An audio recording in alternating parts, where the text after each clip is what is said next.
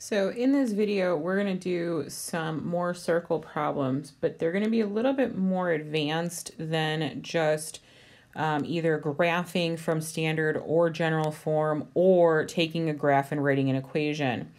So basically we want to be using things like we might have to use midpoint, we might have to use distance formula. We're definitely going to be working between the two different formats of either general form or standard form. So just be aware that all of that's possible. All right. Now, as with any kind of word problem, you want to start with understanding what's being asked. So that might involve annotating what you've got. Always a good idea. All right. So problem number one, find the general form equation. So that's something that's important because I want to make sure I get my answer in the right format. Whose diameter has endpoints of -2, 4, and 6, 2. Now, we didn't really talk much about the pieces of a circle, but if you remember, when we've got a circle, right, we've got our center. From the center to an edge is a radius. However, if we draw a chord that goes all the way across our circle and hits the center, that's your diameter. All right, so a diameter is 2 radii. It definitely hits the center of the circle. And so what we want to do is use those endpoints. So -2, 4, and 6, 2. And the first thing we're going to do is find the center. Okay, so to find the center, we are going to find the midpoint of our two endpoints. Now, if you haven't done midpoint in a while, it is simply x1 plus x2 over 2, and then y1 plus y2 over 2. It's the average of your x's, and it's the average of your y's. So average means add the things together and divide by how many there were. So if I look at my x's, I have -2 plus 6 over 2. That would be 2. And if I look at my y's, I've got 4 plus 2 over 2, so that's 3. So now I know my center. My center is 2, 3. All right, so that's half of what I need, but I also need my radius.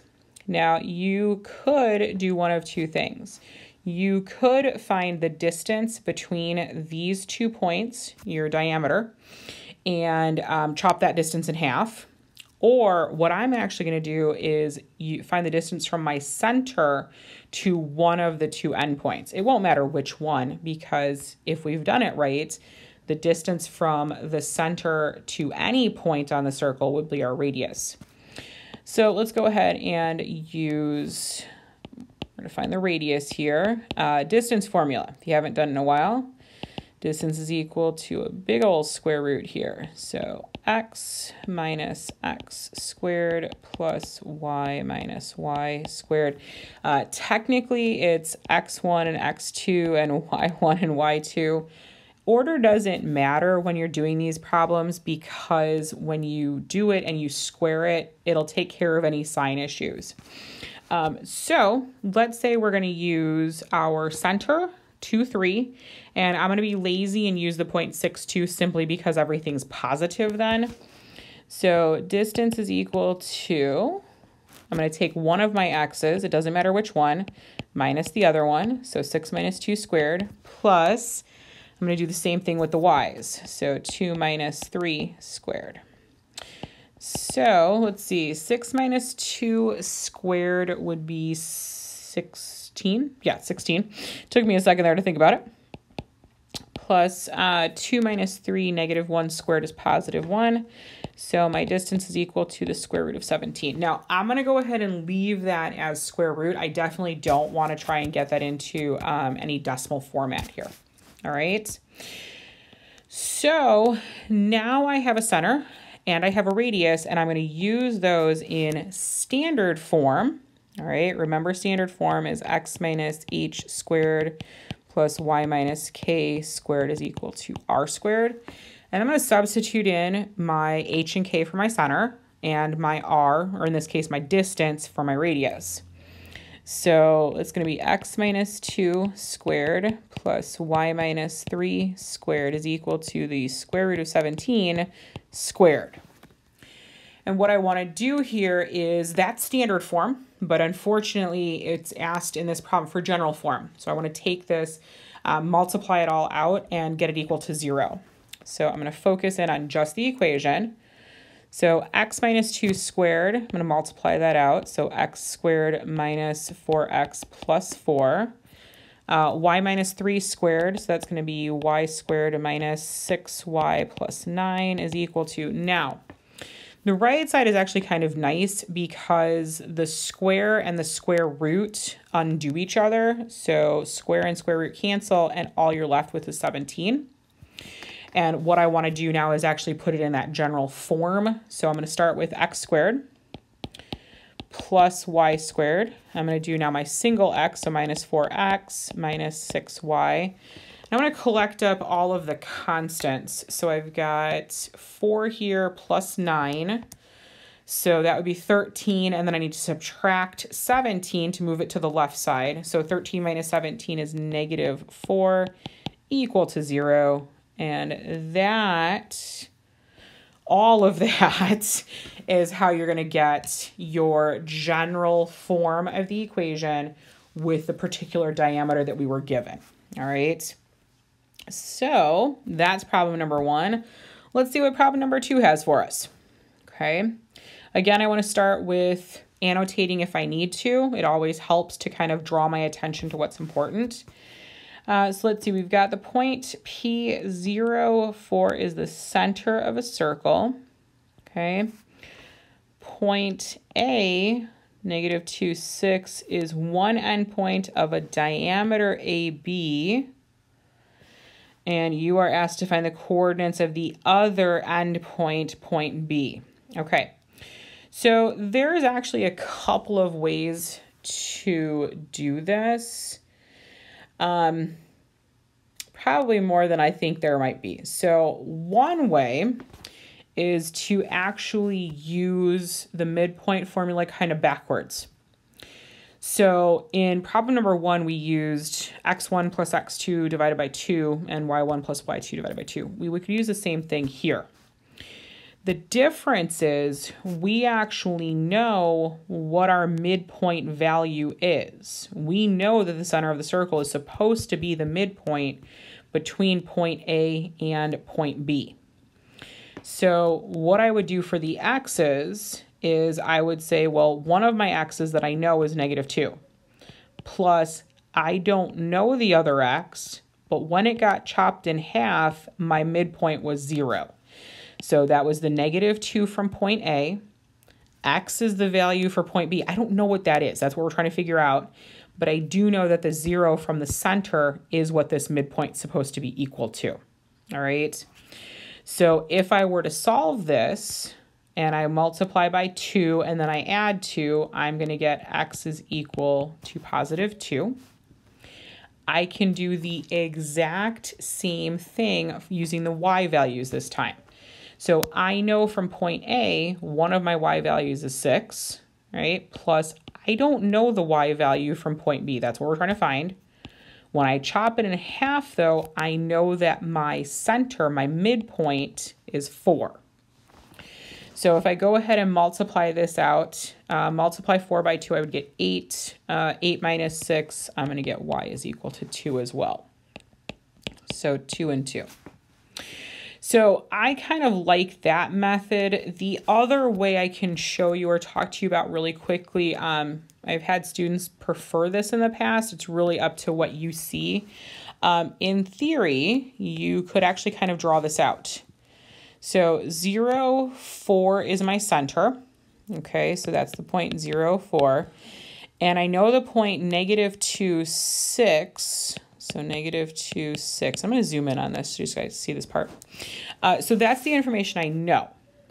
And what happens is I know that somewhere down here-ish, all right, is where my other point needs to be. The diameter, remember, is a straight line, or it's a straight line segment.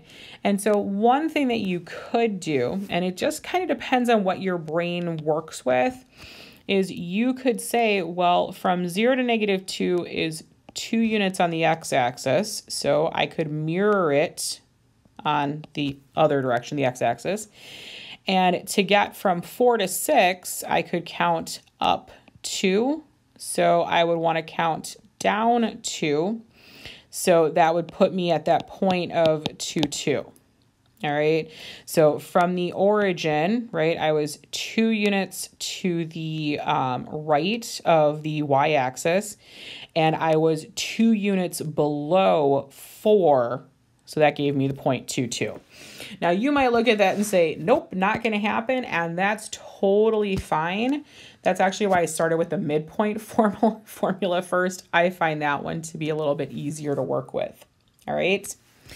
All right, I'm going to do one more question for this video. Then I'm going to go ahead and close it, and we'll do a separate video for the other ones.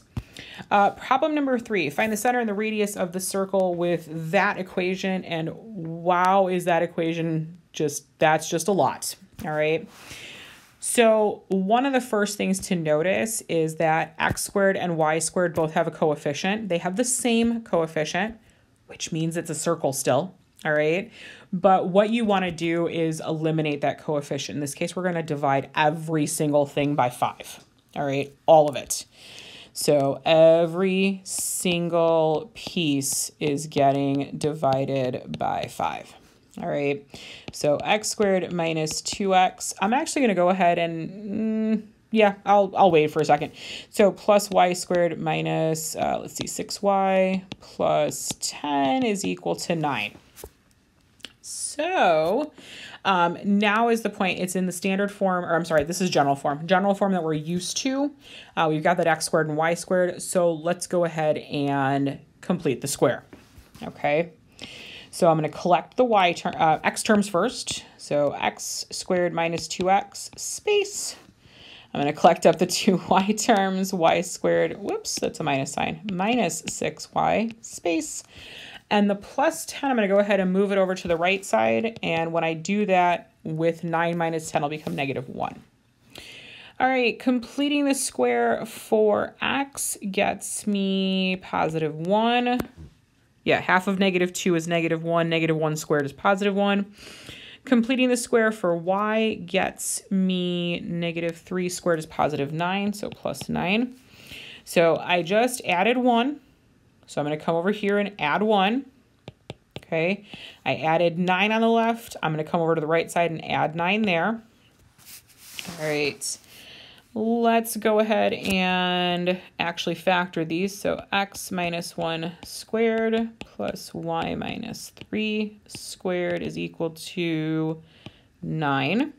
Okay, so we've now got it in standard form, which is the easy format now to find our center and our radius. So the center here is going to be the point 1, 3, and our radius is square root of 9 is 3.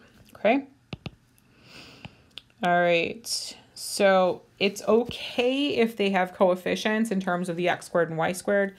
They have to have the same coefficient. If they don't, so if you saw a problem that was, 5x squared plus 6y squared, that's no longer a circle. It's one of the other conic sections that we'll get to. But if you see those coefficients, absolutely divide them out before you try to complete the square. So this is going to be the end of this first video. I will go ahead and close this one out. Any questions or concerns, message me, and I'll make a second video for questions 4, 5, and 6.